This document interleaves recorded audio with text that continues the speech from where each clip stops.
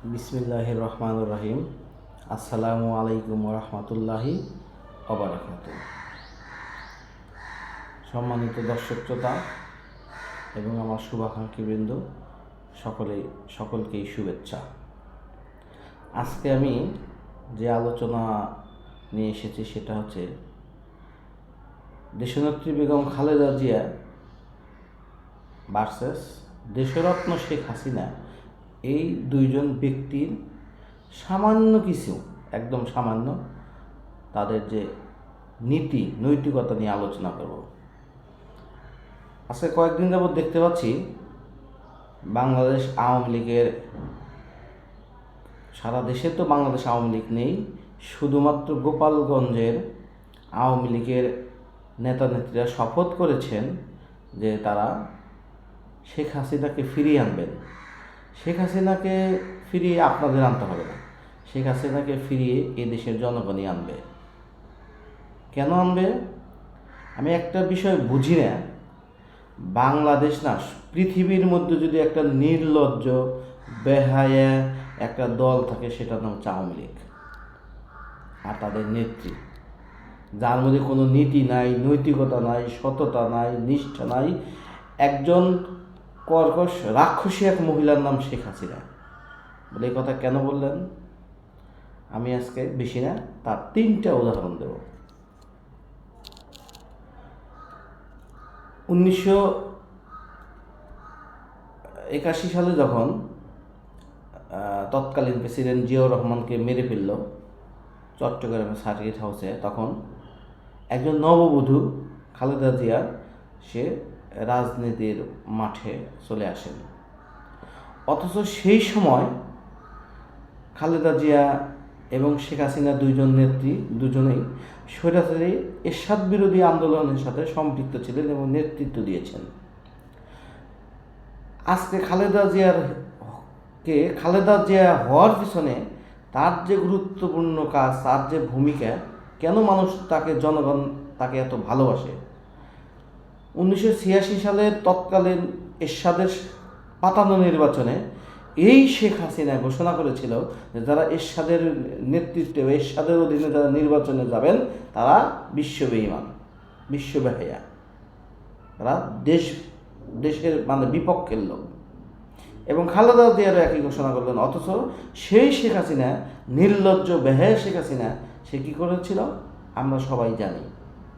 এরশাদের অধীনে নির্বাচনে গেল এবং সেই এরশাদের সরকারকে বৈধতা দান করেছিল।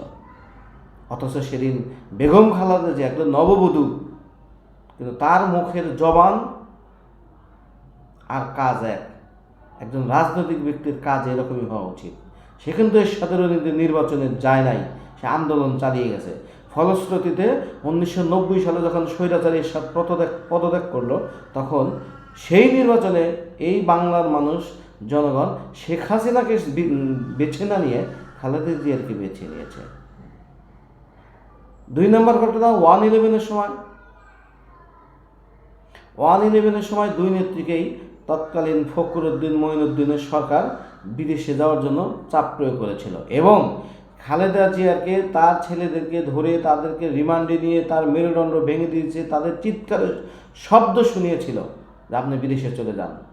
কিন্তু সে তার ছেলের কথা না ভেবে, এই দেশের জনগণের কথা ভেবে সে তখন কিন্তু বিদেশে যায় নাই। বেগম খালেদা জিয়া এই মহিষী নারী বলেছিল যে বাংলাদেশের বাইরে আমার কোনো ঠিকানা নেই, বাংলাদেশে আমার শেষ, বাংলাদেশেই মরবো, জন্মেছি বাংলাদেশেই মরবো। অথচ বিশ্ববেহায়া নির্লজ্জ শেখ হাসিনা 1/11-এর সময়ও দেশ ত্যাগ করেছিল। তার এই ছাত্র, তার এই আওয়ামী লীগের যে গুন্ডা ফান্ডা সাঙ্গ পাঙ্গ সকলকে ছেড়ে সে চলে গিয়েছিল।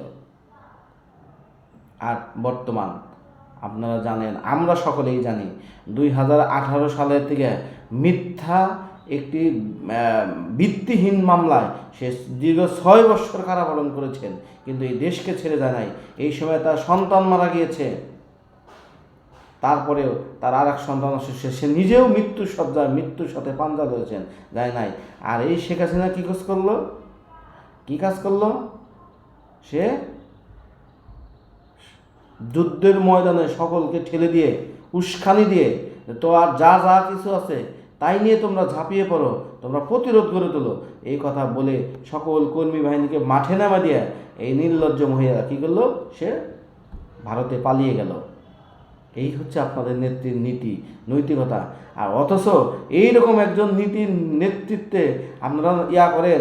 আওয়ামী লীগ আসলে একটা কি বলবো নির্লজ্জ বেহায়া বেশরম একটা দলের নাম, আর তার নেতা নেত্রীরাও সেম। এরকম একজন নেত্রীর নেতৃত্বে থেকে আপনারা এখনও গর্ব করে বলেন যে আমরা শেখ হাসিনাকে এই দেশে আবার ফিরিয়ে আনবো। শরম করে না? বেহায়া জাতি, বেহায়া দল, শরম করে না? বাংলাদেশের ইতিহাসে আওয়ামী লীগের রাজনীতি করার কোনো অধিকার নাই। বাংলাদেশের ইতিহাসে বাংলাদেশে শেখ হাসিনার রাজনীতি করার কোনো অধিকার নাই আমি মনে করি।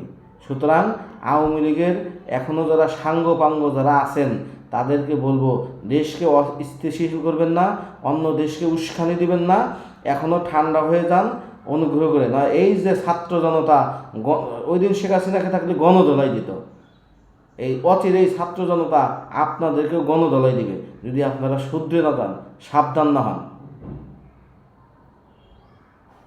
নেত্রী হইতে হবে খালেদা জিয়ার মতো, শেখ হাসিনার মতো নেতৃত্ব দিয়ে এই একটা দেশ চলে না। উনি একজন ওনার তো কোনো পজিটিভ কোনো উপাধি নাই শেখ হাসিনার। আজকে আমাদের খালেদা জিয়ার কথা ভাবেন, সে যা মুখে বলে তাই করে। নেতৃত্ব হওয়া উচিত এইরকম। আপনাদের প্রধান নেতা সেও তো 25শে মার্চে চলে গিয়েছিল, কেন আজকে জেলেনস্কি যুদ্ধ করতেছে না? মোহাম্মদ গাদ্দাফি সে কি পালিয়ে গেছে? সে যুদ্ধ করেছে না? যুদ্ধের ময়দানে সে শহীদ হয়ে গেছে, কিন্তু তার দেশকে ছেড়ে দেয় নাই। সাদ্দাম হোসেন সেও যুদ্ধের ময়দান থেকে ধরা পড়ে পরবর্তী তাকে ফাঁসি দিয়েছে। আর আপনার নেত্রী লেজ গুটায় পালিয়ে গেছে।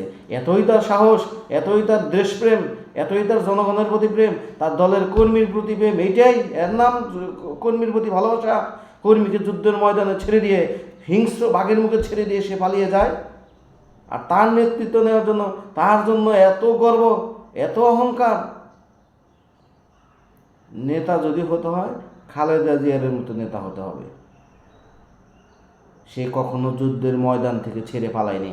আজকে দীর্ঘ 6টা বছর সে জেলখানার বদলি ছিল। সে তার ছেলেকে বউ সব থেকে বিচ্ছিন্ন ছিল, কিন্তু সে দেশের মাটিকে আঁকড়ে ধরেছিল। এবং সে একটা কথা বলেছে যে এই আওয়ামী লীগ পচে গলে একদিন দুর্গন্ধ বের হবে। ঠিক ঠিক ঠিক একদম তাই। আজকে আওয়ামী লীগ পচে গলে দুর্গন্ধ বের হয়েছে। সুতরাং আমাদের যারা আওয়ামী লীগ পন্থী আছেন তাদেরকে সাবধান হতে বলবো। সাবধান হন, এখনও সময় আছে, সাবধান হন। আপনারা উস্কানি দেবেন না, দেশে অরাজ্যকর পরিস্থিতি সৃষ্টি করার চেষ্টা করবেন না।